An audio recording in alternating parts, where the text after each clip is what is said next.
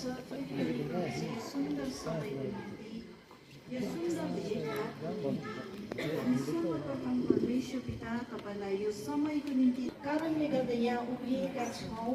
परमेश्वर पिता तपाईँले दिनुहोस् जुन वचनहरू छरिएको छ आज छरिने छ परमेश्वर पिता त्यो वचनले चाहिँ प्रभु चाहिँ कसै न कसैको हृदयमा प्रभु चाहिँ छुन सकोस्, काम गर्न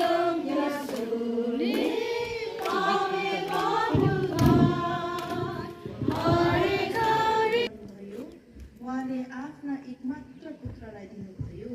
उहाँमाथि विश्वास गर्ने प्रत्येक नाश नहोस् तर त्यसले अनन्त जीवन पाओस्। आमीन। परमेश्वरको आपको पूरा बहुत तो पता है, इसलिए आपको यहाँ पे प्रगति आंगन में आके बैठा है, थोड़ा बहुत तो आपको पता ही है।